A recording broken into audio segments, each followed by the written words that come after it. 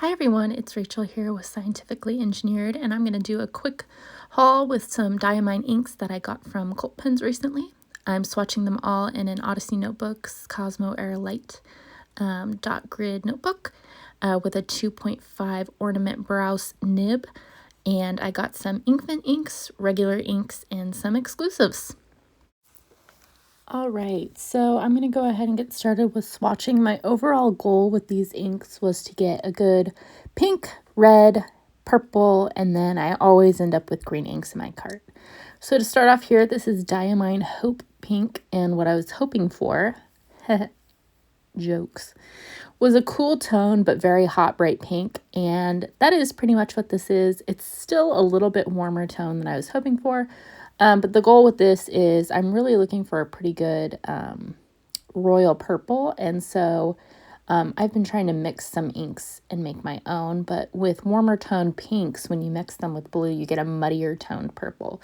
So I was looking for a cool toned pink. But this Hope Pink is pretty dark in terms of it would be totally fine in a fine nib. It's very readable. So I was pretty pleased with it. Next up, this is Diamine Red Dragon, and I was hoping for a pretty bright red, but what I was trying to avoid was kind of that red color that you get from, like, you know, a ballpoint pen when you're in school and your teacher's correcting your work. I know a lot of people like Diamine Writer's Blood, but it's a little too dark for me. So this Red Dragon is a little bit better. It's still pretty dark, pretty maroon, but a little bit lighter than Writer's Blood. This next one is Monboddos Hat. I'm sorry, I don't quite know what that means. But this was my attempt at a purple. And as you'll see, it kind of turns out a little bit darker than I'm hoping for. What I'm looking for is really a very bright royal purple. I find that purples, you know, ink companies typically make them and they become kind of mauve or muddied, and I'm really looking for a bright royal purple. This ink right here, it is coming out darker than it dries, but it's a lot more like a black that shades or has some purple undertones than a purple ink itself. I do think it's really pretty still, and it is, it's not like muddied at all, but it is very dark. So I'll definitely use it, and I do think it's better in a professional setting. It's kind of one of those inks that has the dark undertones. So neat ink, but not exactly what I'm looking for with the purple. And this next ink was basically what happens is if you buy from like Cult Pens and you have a discount code, which if I have one, I think I have one, I'll put it in the description if I do. You can get these 80 ml bottles for like $6 or $7, which is incredible for 80 milliliters of ink. And that's what I'm telling you here before I realized I was going to voice this over. But the Inkvent inks are a little bit more expensive for a little bit less ink. So this last year's Inkvent calendar had an ink called Appletini, which was a bright lime green that I adored. I thought it was beautiful, but I was hoping that Diamine had a similar ink in their regular collection because it's quite a bit cheaper, and that's what I did with Apple Glory, and I think it's a pretty good match. It's not exact, but I adore this ink. It's a lime bright apple green, totally legible, and I really like it.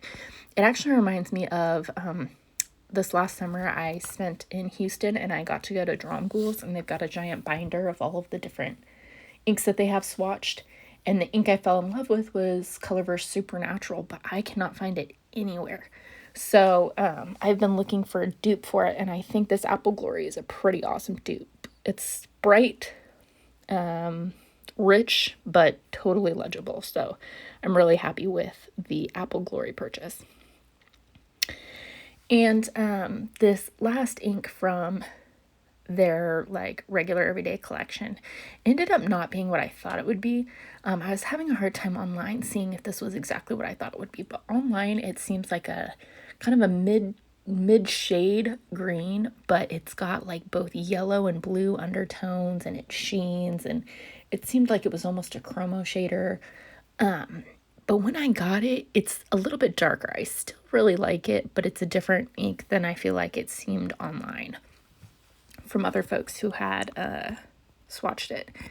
It's a really deep, it's kind of, it like reminds me of like a winter spruce evergreen forest where it's moody, it's dreary, it's dewy. It is definitely a beautiful color, but it doesn't really match the swatches that I had seen online, or really what you would think based on the label, which I think I might show you in a second here. But still a really beautiful green, and you'll be able to see later that green, it shades like a little bit of a red.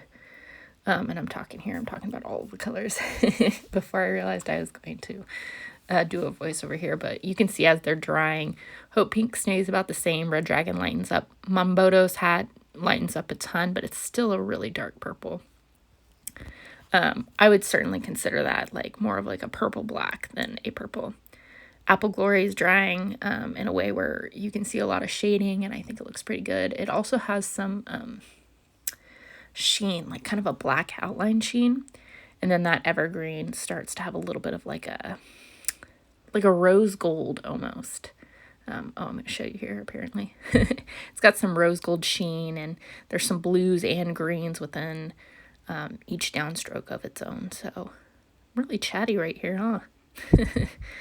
Yeah, see, you can kind of see there, that's kind of what I was going for, a little bit more of like a yellower, lighter green. So I'm not sure why it's so different, but I do nevertheless think it's a pretty nice color. Just not what you would necessarily expect.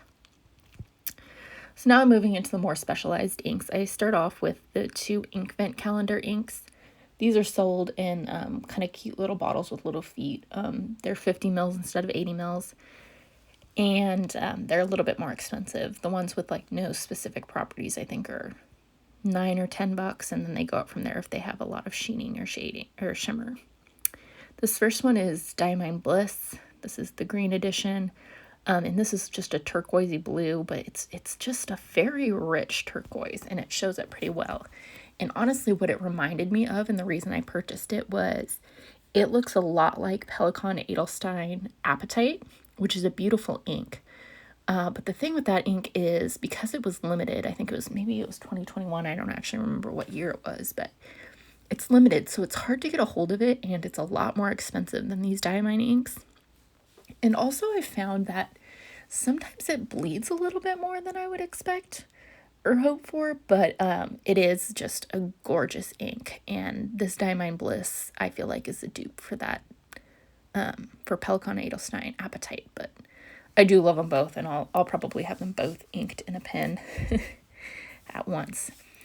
This is the ink that got me the closest to that purple that I was hoping for, that like bright royal purple that's like very mid-tone, like ultraviolet, actually a little bit more blue.